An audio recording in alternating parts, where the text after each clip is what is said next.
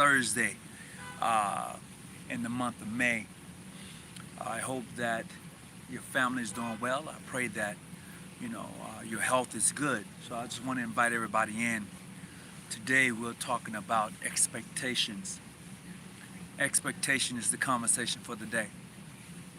So just come on in, and I hope that you enjoy this conversation that we're about to have, because I believe that a lot of us who become Masons and Eastern Stars uh, tend to be disappointed because we all have expectations, and then when you get involved with the Masons and Eastern Stars, those expectations or that light that you had in regards to that becomes dim because you're disappointed.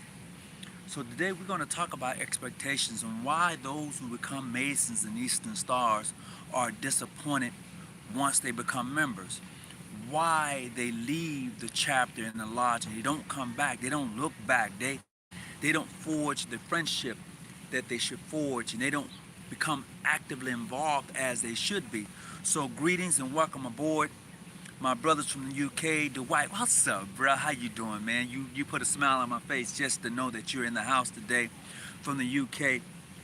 I appreciate you. So please hit the thumbs up button, hit the like button, and share this video if you don't mind. I appreciate it. We're just trying to do some things here, and just so we'll move on with the expectations in regards to Freemasons and the Order of the Eastern Star. I posed this question to you in regards to meeting the expectations. Have your lodge met your expectations? Have you met the expectations of your lodge?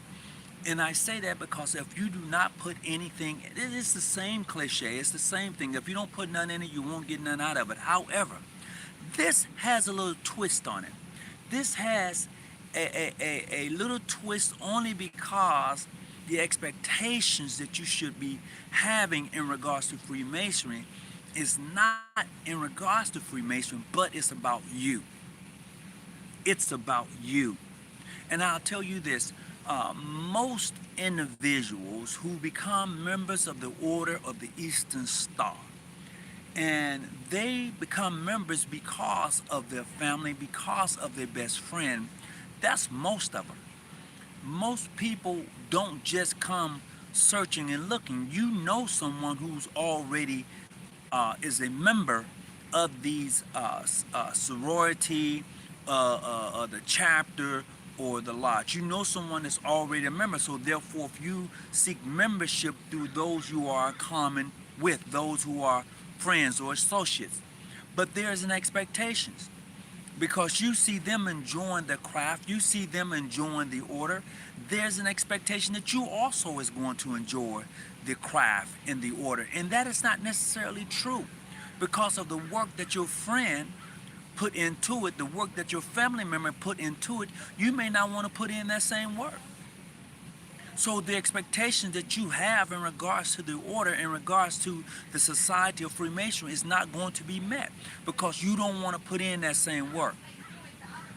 And in not putting in that same work, you get nothing out of it. You are like, man, why am I wasting my time? Well, curiosity in regards to Freemasonry shouldn't waste your time. It should enlighten you.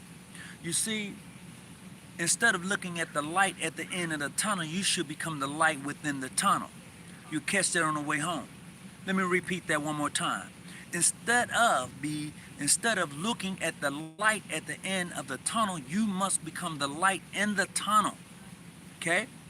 And in saying that, this is why in some, not all, just in some of the Masonic lodges, you may hear them sing a song called "This Little Light of Mine." Well, in my particular jurisdiction, we don't do that anymore.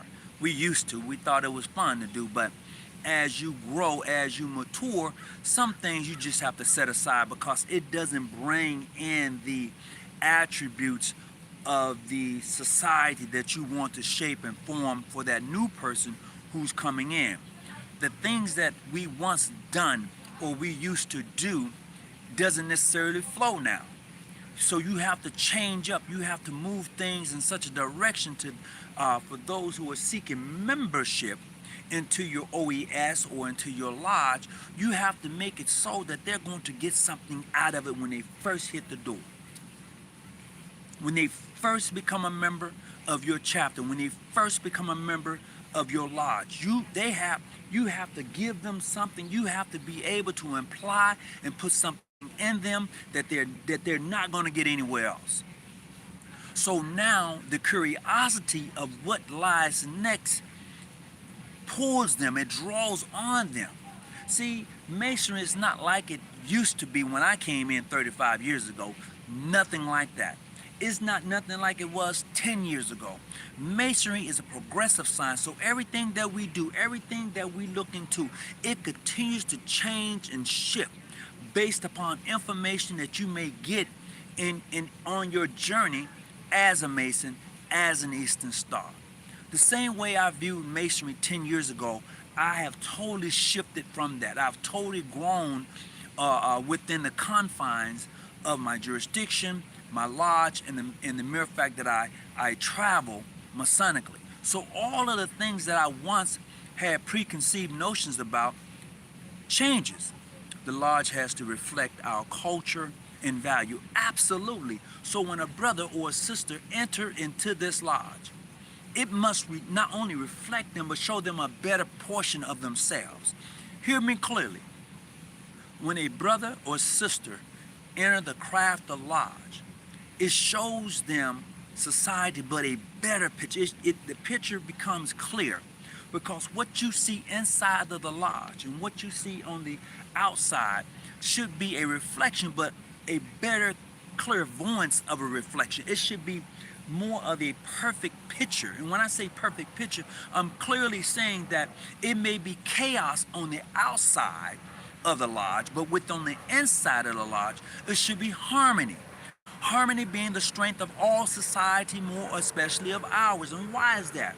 Because we can agree to disagree, but I want to show you what it looks like to be an example of a Mason or an Eastern Star. And in showing that example, I'm going to be able to treat my fellow man's right.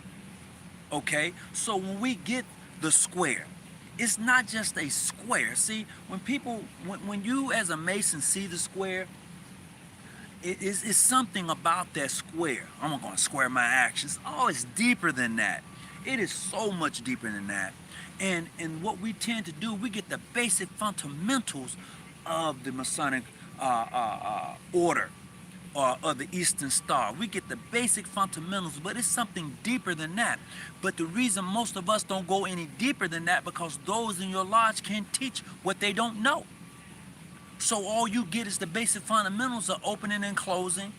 All you get is the basic construct and concept of what the square and the compass really supposed to mean. You don't get that. You get, well, it's a 24-inch gauge and it's used to divide your time. No, it's deeper than that.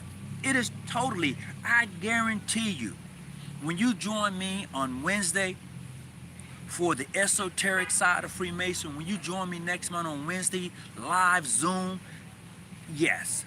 And maybe I should switch it to a weekend so more folks can get on. But I'm thinking about that. But what happens is when a person becomes a Mason or Eastern Star and they see what it should be versus what it is, and then on the outside of the chapter of the lodge you have chaos, and as I said before, with inside the confines of Masonry and the Eastern Star, you should have harmony. You should have harmony.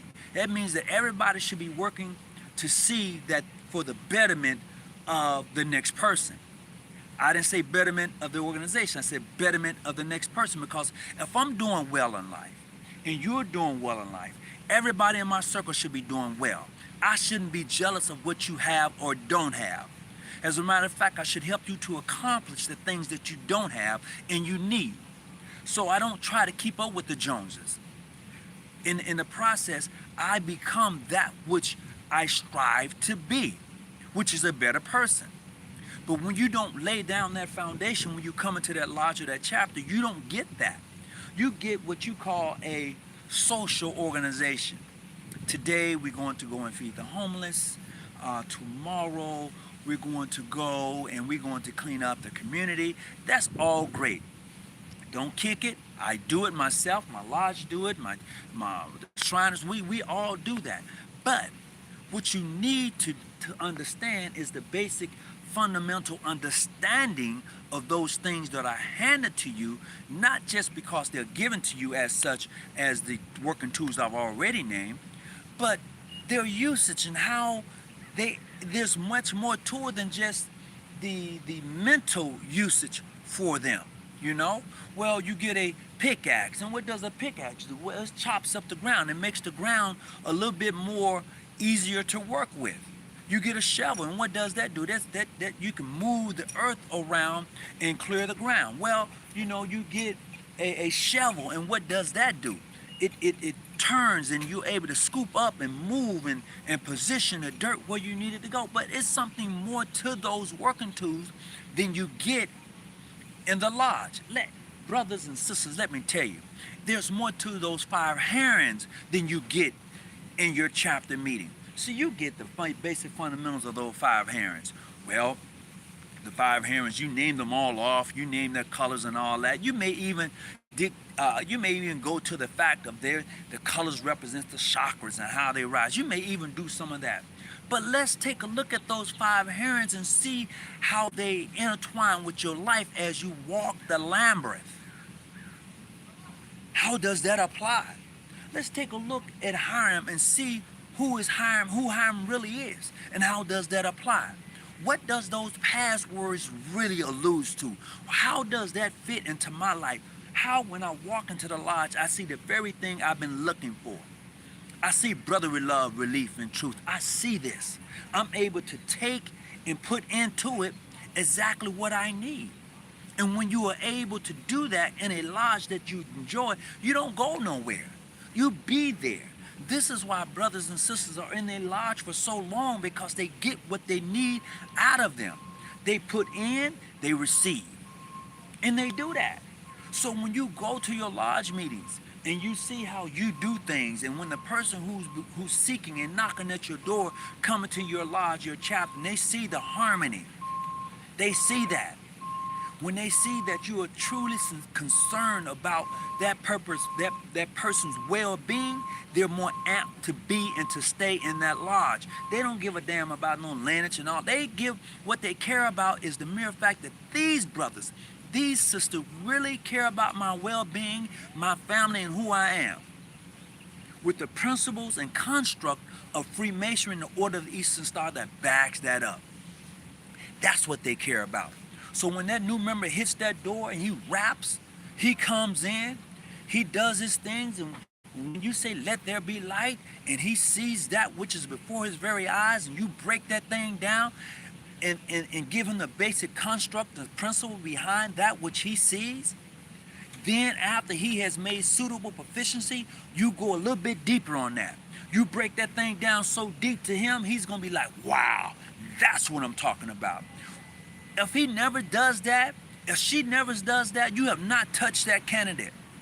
You have not touched them. If you bring a person into your chapter in your lodge, and they never give the wow, like wow, they never say, man, wow, they never give you that back, you haven't touched them. You have not even pierced them. You have not really given them the essence and the totality of what Masonry really is supposed to do for them and what they're supposed to bring into Freemasonry. They're just going by the book. They just opening and closing by the book.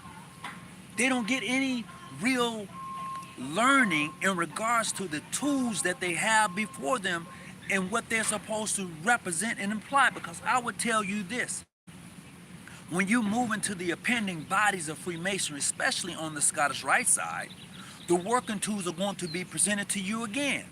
But what you thought you was getting, what you thought they meant, those things are going to change. Hear me clearly, because I think you missed something. When you become a Scottish Rite Mason, you're going to be presented those same working tools again. But what you thought you was going to use them for, and what you thought they were being used for, is going to flip. That's a fact. I mean, if you really get into the Scottish Rite workings of the degree work, it changes. It really, really changes. This is why when a person becomes a master mason, And you can explain to him what happened after all of the work's been done. After all of it has been done, you can explain to him, okay, so what happened to the body of Harriman Biff? Where was it buried? What really went on after all of that is done? And you can explain that to that candidate. Something is missing because he needs to know the essence. So you buried the body. Where did you bury the body? Oh, that's where you buried the body. What happens to the vital parts that was remaining within Harem? Because something about them vital parts, they didn't go back into the body, I can tell you that. So what happened? So when you're able to break that down, it gives that candidate a wow factor. And if she never gets that wow factor as a sister of the Order of the Eastern Star and as a Mason, they're missing something. They have to have the wow factor. Because if you don't get it, then why? A lot of lodges don't teach the vital organs of Masonry. You get the embodiment of Masonry. And when I say the embodiment, you get the, yeah, brother, is this a grip? It's a grip. You get that, but you don't get the organs of Masonry. When I say the organs, I mean the thing that makes it tick. You don't get that. Oh, there you go. You had to put that. Brother DeWhite, you had to throw it in there, didn't you? But you don't get that. And when you don't get that, then you tend to be missing something very important within the confines of the other society. You tend to miss it. It goes past you. And this is the uniqueness of Masonry. And I tell anybody this, and this is what I like in my jurisdiction. So you got to find something you enjoy and like in your jurisdiction. We want that person, that individual who knocks on that door when he comes in, and then that process begins. We want him to enter into a lodge that's different. We want him, what he read or may have thought that he read, because he or she may have already had the ritual, so they thinking that they're gonna know what's gonna happen next. We're gonna flip the whole thing. Because you know as well as I know, the books of Masonry, the rituals, you can go and buy those things and have them, and you could do all of that. So the uniqueness is that when they come into your lodge, your chapter, when they have picked up and ordered a book from Barnes and Nobles, they read the whole damn thing and they think they got on lock. You need to somehow have that whole concept flipped. So now they're wondering, well, that's not what I read. No, it's not. It's not what you read. No, that's not how it's done here. No, what you read is great. It gives you the basic fundamentals of Freemasonry, but I got something for you. And that is the uniqueness that your lodge or your chapter should have. So when a brother has opened and bought a book from Barnes and Nobles and done those things, and then he or she think that they know, they don't know. They don't know. This is when they realize they have made a serious mistake, that maybe they shouldn't have joined, or maybe I want to see this all the way through. But it should be something surprising to them. It should be something that says, wow, that was different, bro. I've pledged, I've done all these other societies, I've done all these other, but that was different. Yes, that is the essence. It should be like you, feel like you. Everything in regards to Freemasonry. Everything. And what happens to us, a lot of times, we don't get it. So the brother or the sister, they walk away from the chapter. They walk away from the lodge. Man, I can do all the volunteer work. I don't need a lodge or a chapter to do volunteer work. I could do that on my own. I don't need a lodge or a chapter to socialize with. I could just go and socialize with anybody I choose to. You can do all of those things. But what you're not going to get, if it is truly open and vital to you, if it is truly that lodge, that chapter that brings that essence to you, you're not going to get that inner workings of the totality of Freemasonry and in order of the Eastern Star. You're not going to get it. You can go to any other society you want to, you're not going to get it. You're not going to get the vital organism that makes that thing tick. The heart, the liver, the lungs, the veins, the things that shift and make the blood flow through Freemasonry. You're not going to get it. You know, you're not. And that's where your lodge, that's where your chapter comes into play. This is hidden code. And your lodge and your chapter plays a part in giving you that hidden code, as Brother Dwight so eloquently put it. It gives you that. But if they don't give it to you, you just think, well, I'm a Mason, an Eastern Star, yeah, yada yada. But no, no, look, look. We all know this, and I'm gonna share this with you. This is something that we all know. We all know that there are individuals of wealth and influence who are Masons and Eastern Stars. We know this. This is not something that we don't know. We know most of quite a few individuals who are Masons and Eastern Stars are of people who have very connected people. We know this. We know that a lot of Masons and Eastern Stars are very connected. However, most of us don't know how to use or apply the connection. You don't. You think it's a game. You think it's just for, oh yeah, I know such and such. That's your mentality, because you haven't been taught how to utilize the society that you're in. See, you think because you are not recognized by mainstream Freemasonry that somehow you are less than. Some of you do. Some of you think that. Some of you think because you are that you're more than. Some of you do. Some of you think that. However, you have missed the point. You have missed how the organization of Freemasonry and the society of Freemasonry really operates. You have totally bypassed it. You totally missed it. You have missed it. You have totally, it went over your head and you're just in limbo. See, you have not learned how to be the light in the tunnel because you're looking at the end of the tunnel. You have not learned how to flip that thing on and be the light in the darkness in a tunnel for which you find yourself as a traveler in. You have not learned how to do it. So therefore, you have not learned how to access the vital organs and the vital run of Freemasonry, like for a better word.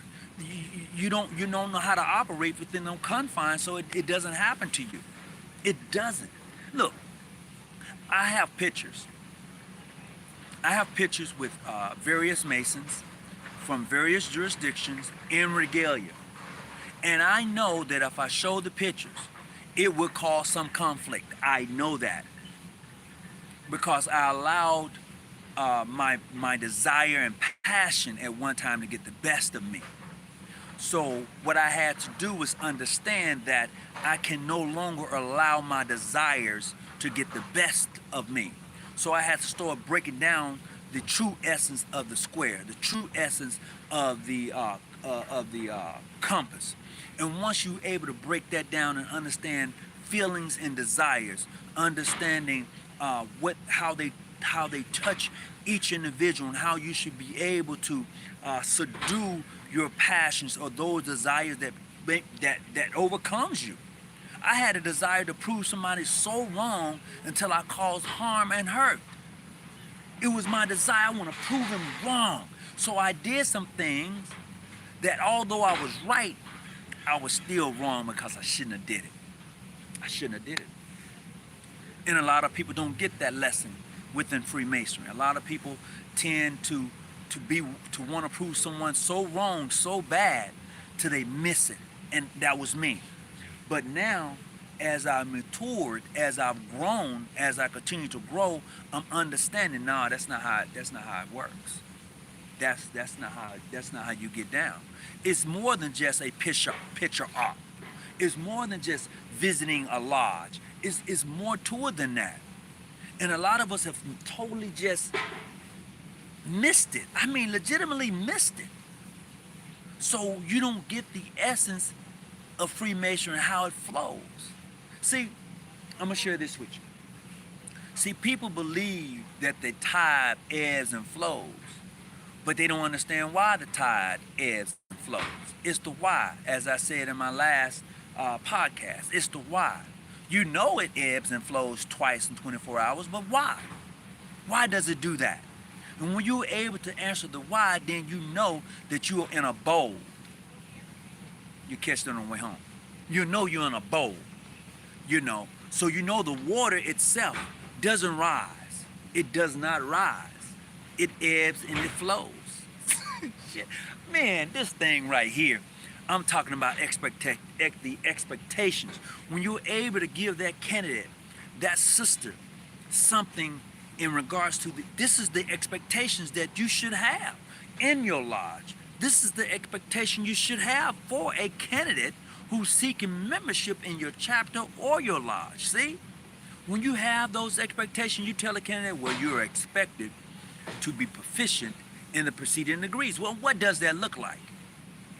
What does that expectation look like? Should they just memorize the opening and closing or the lecture? Is it all based upon memory? Is that it? I should memorize this and I'm good? So I made suitable proficiency, now I can move up, I memorized it. But you have no idea what it means. You have no idea of what it means. You memorized it. That's all you did, but you have no basic fundamental construct of why. You don't. And then when you don't have it, it becomes memorization. And when it becomes memorization, it's dead. It's nothing in there. You're no longer the light in the tunnel. You're just looking at the end of the tunnel and saying, well, my next degree, I get my next degree. I'm going to get that next degree. No. No.